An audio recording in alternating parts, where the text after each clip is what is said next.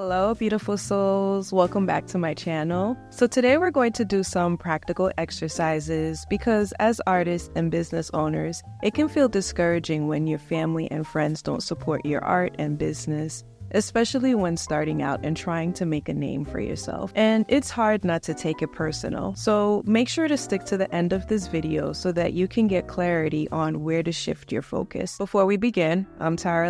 I'm a mother, an artist, and teacher who uses a more holistic approach when it comes to helping others. Here, I give fellow artists simple solutions to make their lives easier, especially when it comes to their art career. So whether you're dealing with anxiety, self-doubt, or fear of putting yourself out there, I'm here to remind you that you already got what it takes to live the life that you dream of. So if you're struggling with feeling unsupported by family and friends, it's probably getting to you. You're probably starting to feel discouraged. Maybe you're also doubting yourself and your work because your loved ones seem uninterested in your art or business, and it could make you question if your work is even good. Feeling misunderstood by them can feel disappointing, especially when it comes to your passion. So in this video, I want to talk about why family and friends don't support your art and business and how to find your tribe.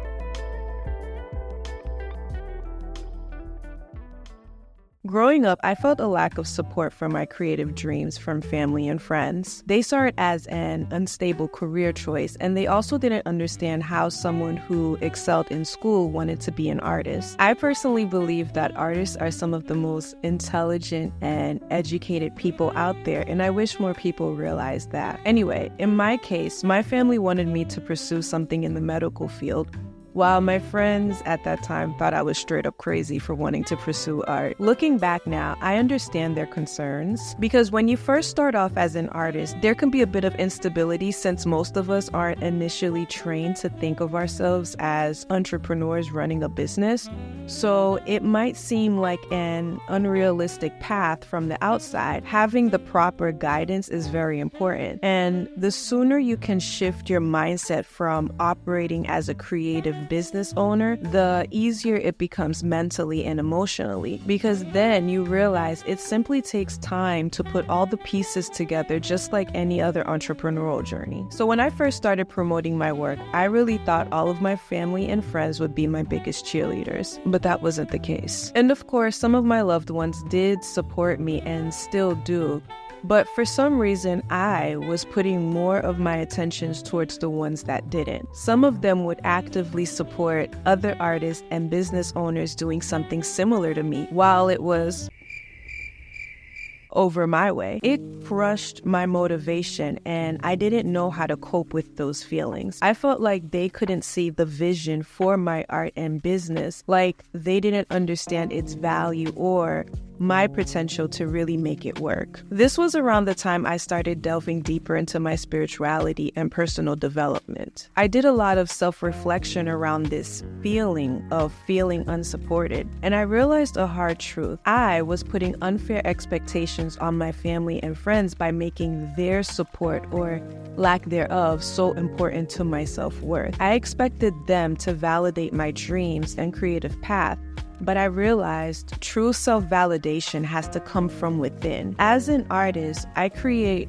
first for my own well-being. My true audience, aka my tribe, are the people who resonate with and appreciate my work, not just those who happen to be close to me. As artists, when we stop searching for love and validation solely from external sources, it opens up space for us to tap into the inner wholeness that already exists within us. When we change how we think and feel about some things, we can then refocus our creative energy on sharing our art and message with our true audience, the people who will appreciate and connect with our work on a deeper level. You know, I've learned that even in the toughest times, there's usually a reason behind disappointments. It's like they're here to teach us something important.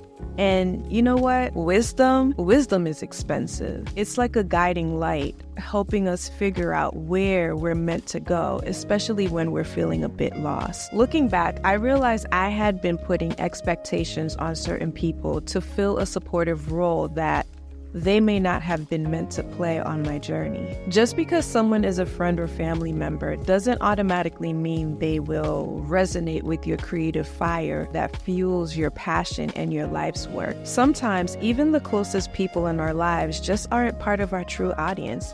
We may resonate on a surface level, but not on the deeper level of our creative purpose and calling. Your true audience are the people who you are meant to inspire and serve, and they will find you.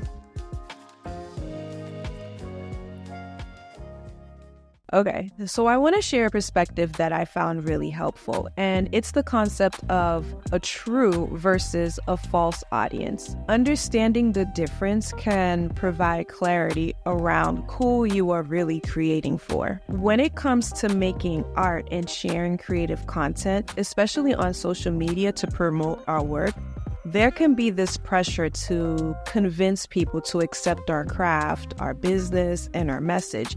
You might feel tempted to follow trends or water down your authenticity in order to be seen and accepted. But the real question to ask yourself is, are you being true to yourself? And are you unintentionally creating content for your false audience instead of speaking to your true audience? If you're creating art or content for your false audience, you'll constantly chase validation from the wrong sources, which is an energy leak. But if you connect with your true audience, people who deeply resonate with your art, their support will be organic and fulfilling.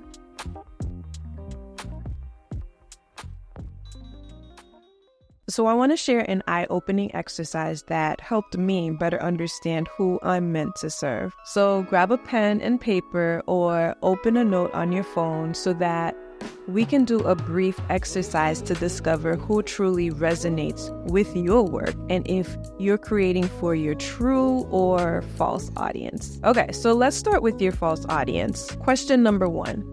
Who is your false audience?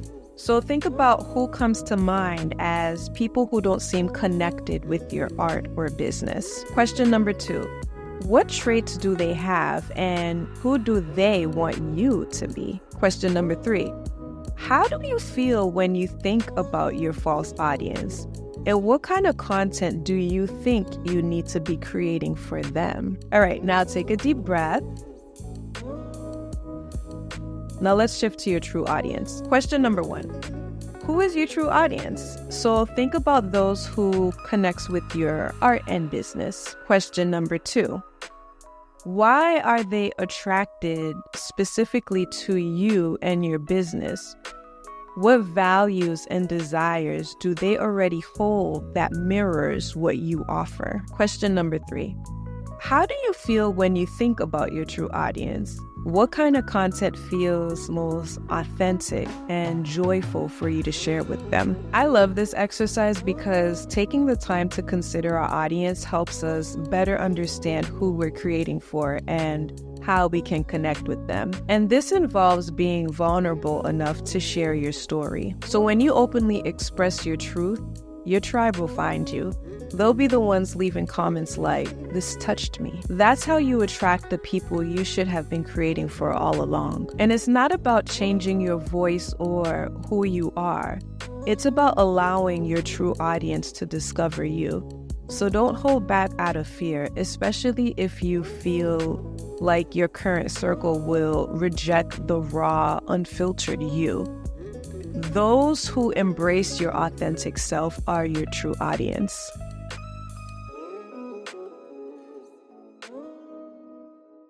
Having a strong support system can make all the difference in the success of your business, but you have to surround yourself with like-minded people. You can join communities to find other artists and small business owners who you can exchange guidance and support. This journey is about finding those who resonate with us.